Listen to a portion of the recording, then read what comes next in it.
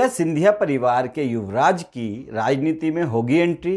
क्या युवराज सिंधिया दादा और पिता की विरासत को राजनीति में बढ़ाएंगे आगे?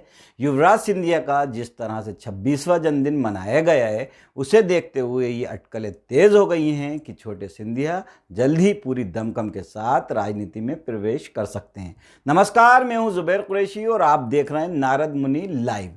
नारद मुनि लाइव में आज हम बात करेंगे महाआर्यमन सिंधिया के राजनीति में प्रवेश की अटकलों को लेकर चल रही चर्चाओं पर। लेकिन उससे पहले देखिए नारद मुनि की ये रिपोर्ट। युवराज सिंधिया की राजनीति में एंट्री। क्या युवराज सिंधिया को मिलेगी राजनीति में एंट्री? महाराज सिंधिया ने युवराज के लिए तैयार की राजनीति की जमीन। युवराज सिंधिया का जन्मदिन बना अटकलों का बाजार। युवराज सिंधिया करेंगे राजनीति में प्रवेश। युवराज सिंधिया की राजनीति में डगर कठिन। सिंधिया राज परिवार के युवराज, केंद्रीय मंत्री और सिंधिया राज घराने के प्रमुख ज्योतिरादित्य सिंधिया के पुत्र महाआर्यमन सिंधिया का 26वां जन्म दिवस ग्वालियर में भव्य रूप से मनाया गया।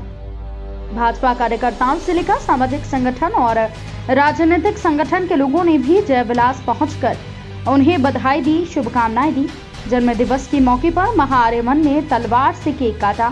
सिंधिया समर्थकों ने होर्डिंग्स, पोस्टर, बैनर लगाकर अपनी निष्ठा का इजहार किया। उससे स्पष्ट है कि युवराज महाआर्यमन सिंधिया के लिए ग्वालियर अंचल में बेस तैयार हो गया है। युवराज महाआर्यमन सिंधिया इस वर्ष से अपने पिता के साथ कई कार्यक्रमों में मंच साझा करने लगे हैं। हालांकि उन्हें राजनीतिक जो विरासत में मिली है, उनकी परदादी स्वर्गीय राजमाता विजयराजे सिंधिया से लेकर दादा स्वर्गीय माधवराज सिंधिया भी राजनीति में थे। उनके पिता भी राजनीति में ऊंचाइयों पर हैं। युवराज महाआर्यमन सिंधिया के जन्म दिवस को जिस तरह से शहर भर में सिंधिया समर्थकों ने होर्डिंग्स, पोस्टर, बैनर लगाकर अपनी निष्ठा का इजहार किया, उससे साफ होता है कि युवराज महाआर्यमन सिंधिया के ग्वालियर अंचल में जमीन तैयार हो गई है। गौरतलब है कि महाआर्यमन सोशल मीडिया पर काफी एक्टिव रहते हैं। पिता जब 2020 में कांग्रेस छोड़कर बीजेपी में शामिल हो गए थे। 26 साल के ग्वालियर राजघराने के वारिस अभी राजनीति के गुर सीख रहे हैं। 2019 के लोकसभा चुनाव में मां प्रियदर्शनी सिंधिया के साथ वो अपने पिता के लिए चुनाव प्रचार उन्होंने किया था। हालांकि उनके पिता ये चुनाव हार गए थे। महाआर्यमन ने भी अपने पिता की तरह दून स्कूल से पढ़ाई की है। आगे की पढ़ाई के लिए वो अमेरिका चले गए। उन्होंने अमेरिका की येल यूनिवर्सिटी से ग्रेजुएशन पूरा किया है। उन्होंने ग्रेजुएशन मार्च 2019 में पूरा किया है। महाआर्यमन म्यूजिक में रुचि रखते हैं। उन्हें जूनियर सिंधिया के नाम से जाना जाता है। ट्विटर पर महाआर्यमन अक्सर म्यूजिक से जुड़े वीडियो साझा करते हैं। ज्योतिरादित्य सिंधिया के कांग्रेस छोड़कर बीजेपी में जाने के फैसले के दौरान महाआर्यमन की ट्वीट ने सुर्खियां बटोरी थी। उन्होंने पिता के फैसले पर गर्व करते हुए ट्वीट किया था। ये पहला मौका था जब सिंधिया खानदान की चौथी पीढ़ी सियासी तौर पर मुखर नजर आई थी।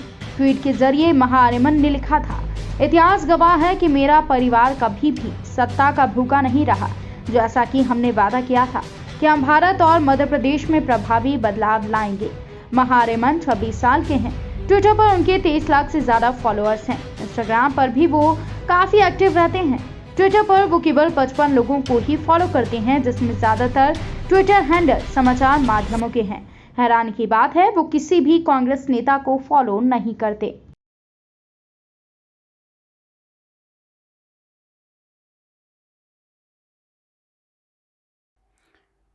युवराज महाआर्यमन सिंधिया के राजनीति में प्रवेश को लेकर भले ही महाराज सिंधिया ने जमीन तैयार कर ली है और ग्वालियर के लोगों ने भी उनके 26वें जन्म दिवस पर उन्हें भरपूर समर्थन दिया हो, कार्यकर्ताओं ने सर आंखों पर बिठाया हो, लेकिन इसके बावजूद युवराज सिंधिया के लिए राजनीति में प्रवेश की डगर अभी भी थोड़ी सी कठिन नजर आ रही है। दरअसल महाराज सिंधिया जिस पार्टी का झंडा थामे हुए हैं, वे पार्टी वंशवाद के खिलाफ रही है और अगर युवराज सिंधिया को ग्वालियर से राजनीति में एंट्री मिलती है तो भाजपा के दिग्गज नरेंद्र सिंह तोमर के पुत्र, ग्वालियर संभाग के ही नरोत्तम मिश्रा के पुत्र सहित कई नेता पुत्रों की लंबी फहरिस्त है। ऐसे में देखने वाली बात यह होगी कि महाराज सिंधिया युवराज सिंधिया को राजनीति में एंट्री कराने के लिए क्या रणनीति अपनाते हैं। लेकिन इतना तो तय है कि महाआर्यमन यानी कि युवराज सिंधिया की राजनीति पारी का आगाज़ जल्द से जल्द शुरू होना तय है।